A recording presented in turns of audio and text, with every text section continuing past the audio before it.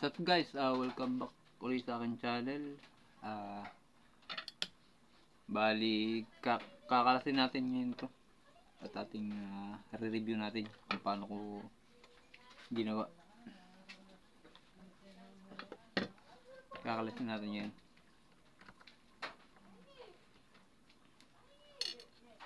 Bali, mga nakatornilyo lang ito.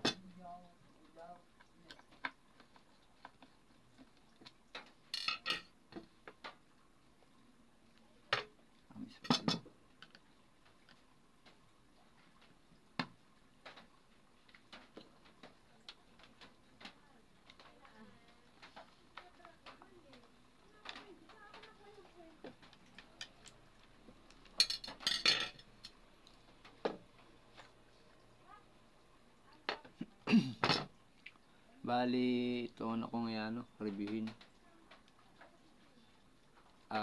Yung nagtatanong ng kung paano ko yung hukay dito. Bali, sila lang naman ginamit ko. Bali, ito 20mm na PVC. Yung yung 1/2. Tapos, dinoblihan ko siya ng isa pa na PVC. Pinasok ko sa loob. Yung 1/2 din PVC.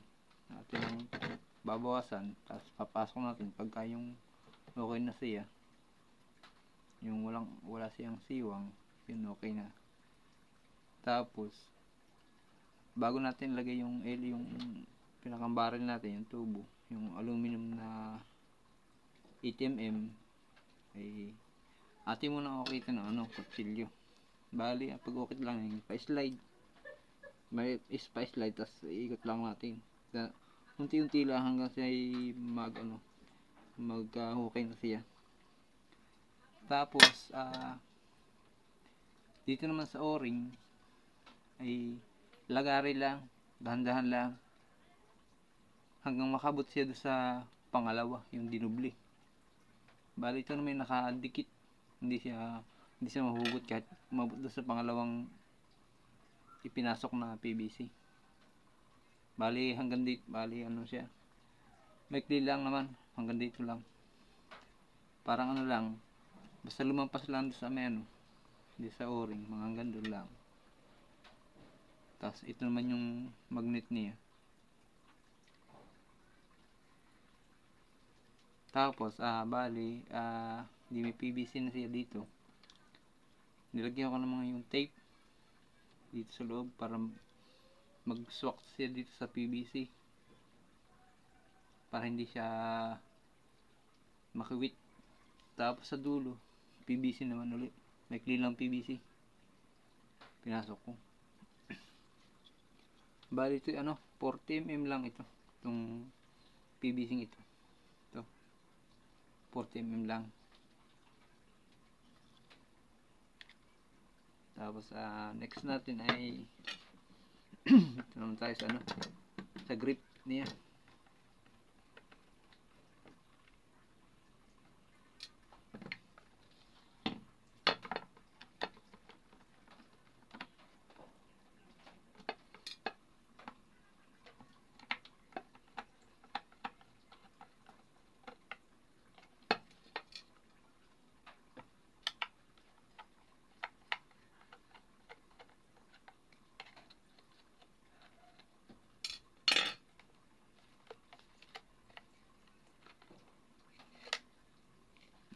Yun.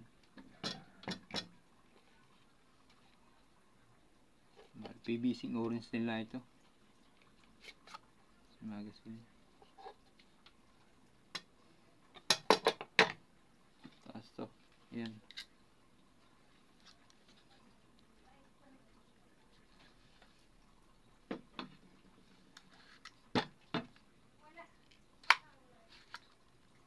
Ito yung pick up ng bala.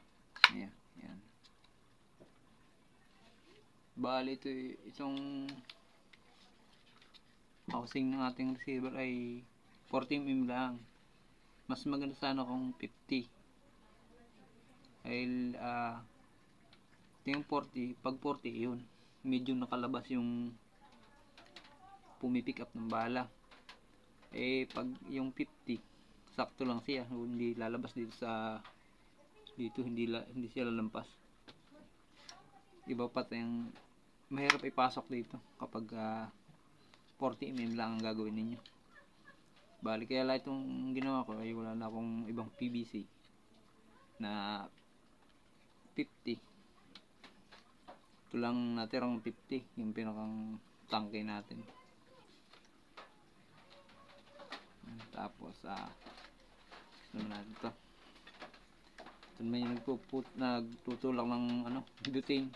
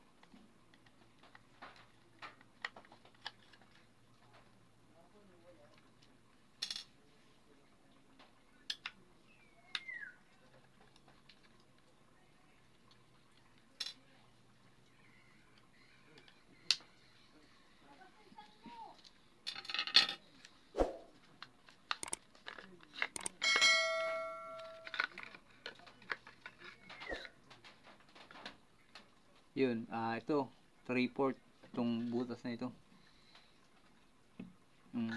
Yung pit lang yung yung pit yung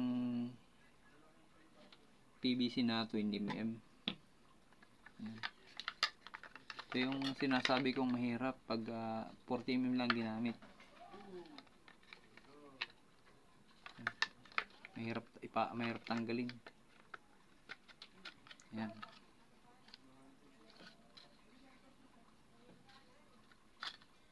Yan. Kailangan nakaganon. Pagka 50mm ang ginamit, kahit ipasok mo siya ng nakatuwid, okay lang. Ito kikiling mo pa. Tapos yung pumipick up ng bala, ayun, may ganito.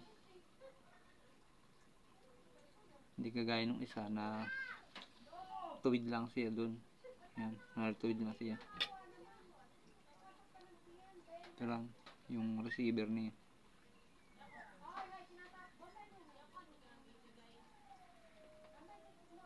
Yan.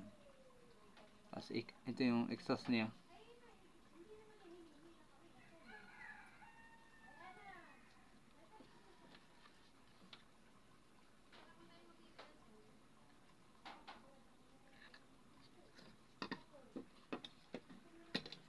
Yan, itong 50mm itong tangke niya. Tapos ito nang nakapix na itong ginawa ko. Tapos ito ay yung yung ating valve ay ito ay 20mm na PVC. Tapos yung spring niya ay yung sa pilit nyo lang na kuha ko lang. Tapos medyo pinalaki ko lang para magkasya doon sa 20mm. Tapos yung T niya ay 3/4 lang yung T. Bali yung T, ikaw merong siya sa gitna. Parang stopper sa gitna pag pinagdudugsong ng PVC. Yung tatanggalin nyo sa loob para paggagawa ng valve hindi siya haharang. Yun,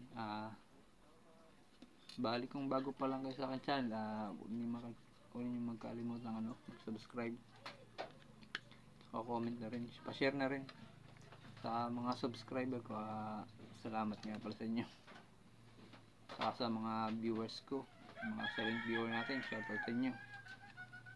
Bali yun lang ating ngayon. Hindi pa tayo makakagawa ng ibang tutorial, kailangan din ng budget, kailangan mga pambili ng PVC. Yun.